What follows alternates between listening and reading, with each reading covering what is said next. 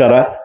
ವೇದಿಕೆ ಮೇಲೆ ಉಪಸ್ಥಿತಿರುವಂಥ ಕೇಂದ್ರ ಬಿಂದುಗಳಾದಂಥ ವೇಣೂರವರೇ, ಕಾರ್ಗಿಲ್ ವೆಂಕಟೇಶ್ ಅವರೇ, ಚಂದ್ರಶೇಖರ್ ಅವರು ಈ ಊರಿನ ಹಿರಿಯ ಮುಖಂಡರು, ಮತ್ತು ನಮ್ಮ ಚಲಪತಿ ಅವರೇ ಹಾಗೂ ಹುಸೇನ್ ಅವರೇ ಹಾಗೂ ಟೀಚರ್ಸ್ ಸಂಘ ಉಪಾಧ್ಯಕ್ಷರಾದ ಹರೀಶ್ ಅವರೇ, ಎಲ್ಲ ವೇಣು ಸಂಘಟಕರೇ ಮತ್ತು ಇಲ್ಲಿ ಸೇರಿರುವಂಥ ಉತ್ಸಾಹಿ ಕ್ರೀಡಾಪಟುಗಳೇ, ಇವತ್ತೇನು ಸಂಘಸಂದ್ರದಲ್ಲಿ 3 ದಿನಗಳ ಕಾಲ ಟೂರ್ನಮೆಂಟ್ನ ಹಮ್ಮಿಕೊಂಡಿದ್ರು. ಅದು 3 ದಿನಗಳ ಕಾಲ ಬಹಳ ಯಶಸ್ವಿಯಾಗಿ ನಡ್ಕೊಂಡು ಇವತ್ತು ಅಂತಿಮ ಘಟ್ಟಕ್ಕೆ ತಲುಪಿ ಈಗ ಪ್ರೈಸ್ ಡಿಸ್ಟ್ರಿಬ್ಯೂಷನ್ ಫೈನಲ್ಗೆ ಬಂದು ನಿಂತಿದ್ದೀವಿ.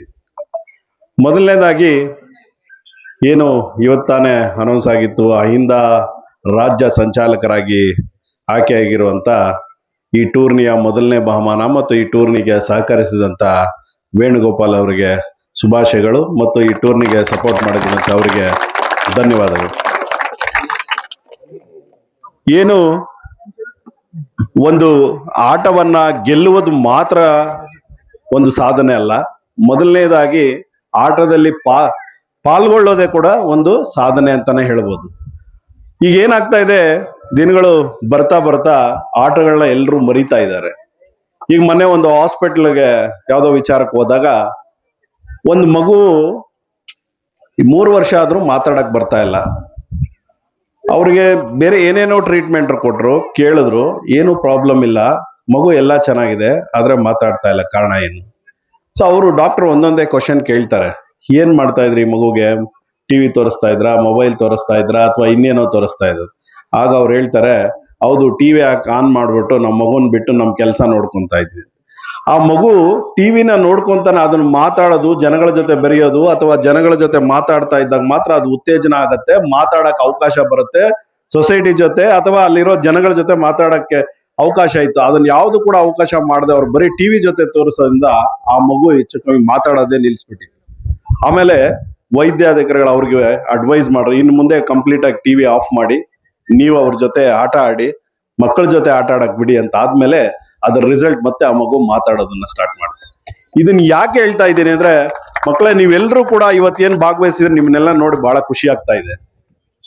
ಈಗ ಎಲ್ಲಾದ್ರೂ ನೋಡಿ ರೀಲ್ಸು, ಮೊಬೈಲ್ ಏನಾದ್ರು ತಂದೆ ತಾಯಿ ಕಿತ್ಕೊಳಕ್ ಹೋದ್ರೆ ಸಾಯಿಸಿರೋ ಕೇಸುಗಳು ಕೂಡ ಎಷ್ಟೋ ಇದಾವೆ, ಬಹಳಷ್ಟು ಪೇಪರ್ ಅಲ್ಲಿ ದಿನ ಬರ್ತಾ ಇರ್ತಾರೆ, ನೀವೆಲ್ಲ ಓದಿರ್ತೀರಿ ಕೂಡ. ಸೊ ದಯವಿಟ್ಟು ತಮ್ಮೆಲ್ಲರಲ್ಲಿ ಬೇಡ್ಕೊಳ್ಳೋದೇನಂದ್ರೆ, ಚಿಕ್ಕವರಿರ್ಲಿ, ಈಗೇನ್ ಯಂಗ್ಸ್ಟರ್ಸ್ ನೀವು ಇದ್ರಿ, ದಯವಿಟ್ಟು ಮೊಬೈಲ್ನ ಉಪಯೋಗಕ್ಕೆ ಮಾತ್ರ ಉಪಯೋಗಿಸ್ಕೊಳ್ಳಿ, ದುರುಪಯೋಗ ಮಾಡಬೇಡಿ. ಏನಕ್ಕೆ ಅಂದ್ರೆ ಆ ಮೊಬೈಲ್ ಲೆವೆಲ್ ಹೆಂಗಾಗಿದೆ ಅಂದ್ರೆ, ಊಟ ತಿನ್ನೋದು ಕೂಡ ಮರ್ತೋಗ್ತಾರೆ, ಜನಗಳ ಜೊತೆ ಮಾತಾಡೋದೇ ಮರ್ತೋಗಿದ್ದಾರೆ. ಏನು ಈಗ ಒಂದು 20 ವರ್ಷಗಳ ಹಿಂದೆ ಅಥವಾ ಮೊಬೈಲ್ ಬಹಳ ಪ್ರಚಲಿತಕ್ಕೆ ಬರಕ್ ಮುಂಚೆ ಜನಗಳು ಬೆರೀತಾ ಇದ್ರು, ಜನಗಳ ಆಟೋಪಗಳಲ್ಲಿ ಭಾಗವಹಿಸ್ತಾ ಇದ್ರು, ಭಜನೆ ಆ ಕಾರ್ಯಕ್ರಮ ಭಾಗವಹಿಸ್ತಾ ಇದ್ರು. ಈಗ ಅವೆಲ್ಲ ಹೋಗ್ತಾ ಕೇವಲ ಮೊಬೈಲ್ ಅಂತ, ಈವನ್ ಟಿವಿ ನೋಡೋದು ಕೂಡ ಟಿವಿನೂ ದಾಟಿ ಮೊಬೈಲ್ ಮುಂದಕ್ಕೆ ಕೊಟ್ಟೋಗಿದೆ.